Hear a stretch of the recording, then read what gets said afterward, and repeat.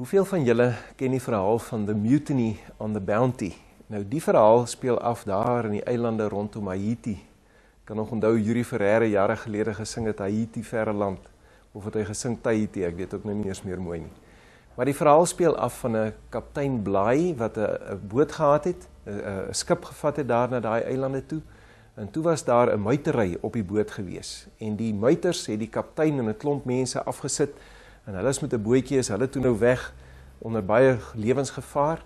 En die skip, die Bounty, het toe nou met die groep mense het hulle na 'n sekere eiland toe gevaar. Pitcairn eiland is die eiland. Daar gekom het hulle toe nou die skip uiteindelik nou maar afgebrand. En toe het hulle daar begin bly. En aanvanklik was dit 'n woeste storie gewees. Hulle het gedrink en dit was 'n slegte ervaring, mekaar doodgemaak, seer gemaak. Dit was akelig. Totdat 'n man met die naam van John Adams skielik vir hulle gesê het, maar kom ons lees die Bybel. Kom ons verander ons lewens en ons begin volgens hierdie Bybel lewe. En toe daardie groepie mense 'n klompie jare daarna opgepik is, dit was hier in die einde van die 18de eeu, begin van die 19de eeu, toe hulle opgepik is, toe is dit 'n rustige, vredevolle, liefdevolle Christengemeenskap. Hulle het tot bekering gekom, hulle het die Here gedien, en uiteindelik het daardie evangelie oor al daardie eilande versprei en het al daardie mense na die Here toe gekom. Daar sit 'n verstommende klomp krag in die woord van die Here. En ons is op hierdie Sondag en in hierdie week waarmee ons nou besig is, besig om te praat oor die krag van die woord van die Here. En die werk wat die woord van die Here in mense se lewens doen. En hoe oop is hy in jou lewe en hoe kragtig werk hy in jou lewe?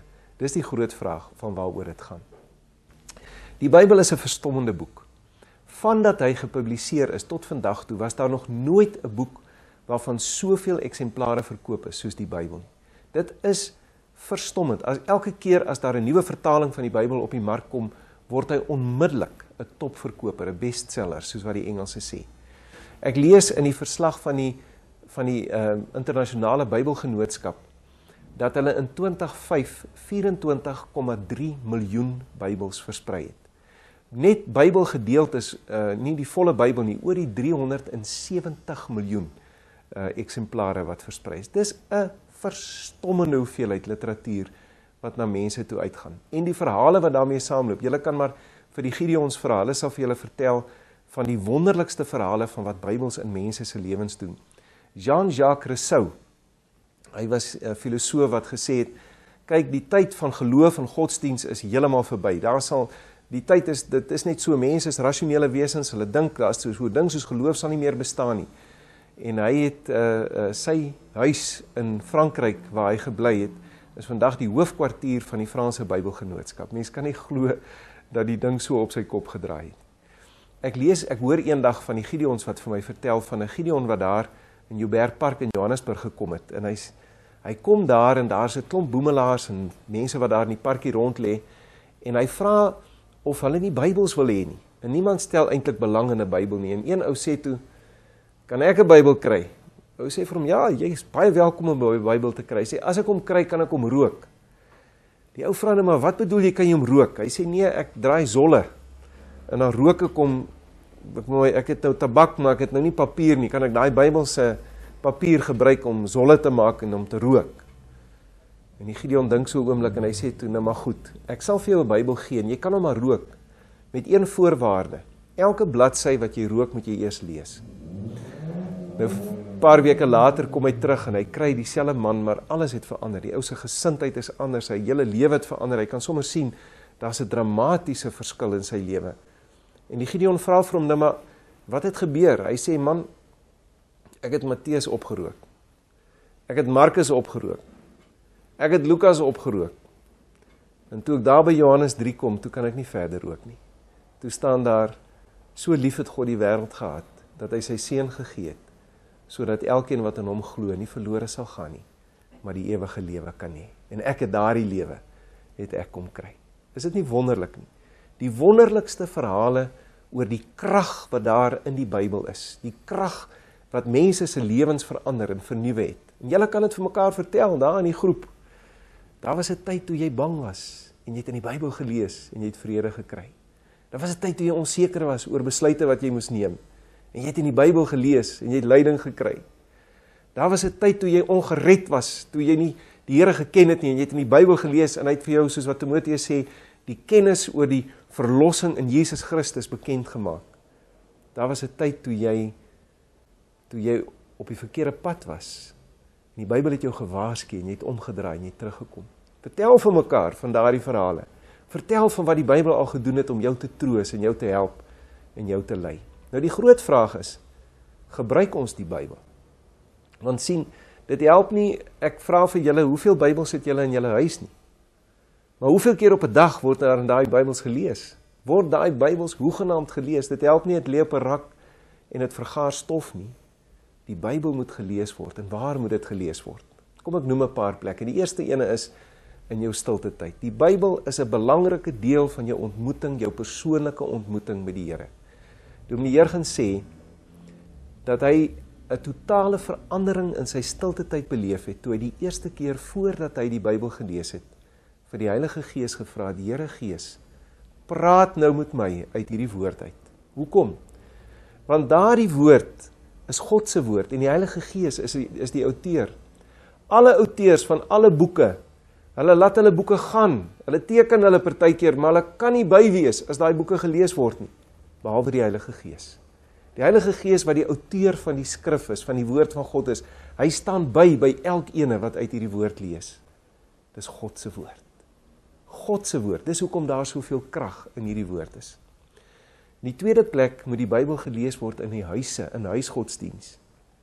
Daar is niks, luister mooi, daar is niks wat 'n gesin so saambind, as wanneer hulle saam uit die Bybel lees en saam bid nie. In die derde plek moet die Bybel gelees word waar egpare, man en vrou, stil word voor die Here. Daar waar 'n man en 'n vrou net voor hulle gaan slaap in die aand, die woord van die Here oopmaak, saam lees, of in die oggend, of enige ander tyd. Ek sal nooit vergeet nie, my vriend Piet Lieneburg, ons was een keer op 'n staptoer saam met ons huweliksmaats, daar in die Mashatu Wildtuin in Botswana. In die aand, as ons gaan slaap in die tente, lê ons daar met ons, elkeen met ons olielampies, dan hoor ek hoe dreun Piet se basstem saggies, soos wat hy vir hom en Rita lees, en as hulle gaan saam bid. En in die vierde plek moet die Bybel gelees word in die kerk. Nou luister nou baie mooi wat gaan ek nou sê.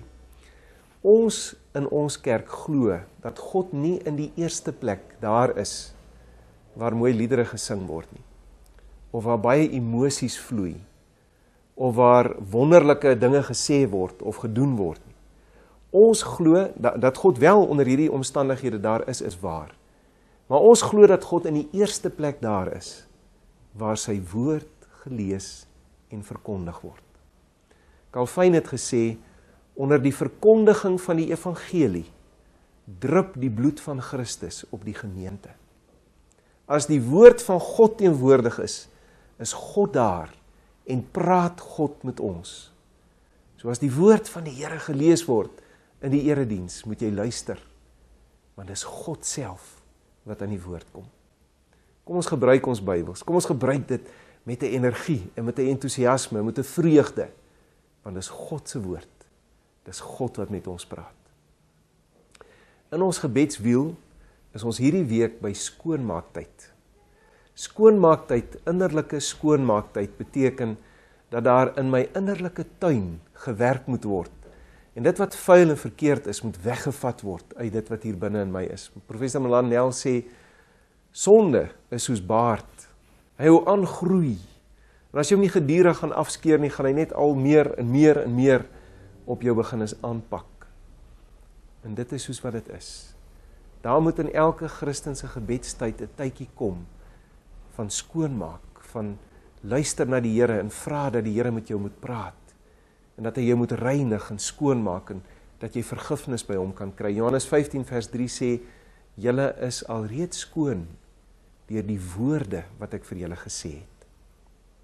Praat met mekaar daaroor, gesels lekker met mekaar daaroor, want dit is die grootste voorreg om te kan weet, ek staan skoon en rein voor die Here. Ek wil vir julle bid, kom ons maak ons oë toe. Ons wonderlike Here, Wat 'n voorreg om 'n Bybel in ons hande te kan neem, wat die woord van God is. Wat 'n voorreg om te weet dat hierdie Bybel 'n kragtige, lewende, wonderlike boek is, wat vir ons soveel inspirasie, soveel lewe, soveel vreugde gee. Dankie Here. Help ons om daardie woord nie te verwaarloos nie, maar om dit te lees en te oordink en om dit toe te pas in ons lewens. Want ons weet, Here, ons het U nodig. Ons het U inspraak in ons lewe nodig en ons het 'n wonderlike boek waardeur U met ons praat. Help ons dat ons met respek en met oop harte na U woord sal luister. Ons bid dit in Jesus se naam. Amen.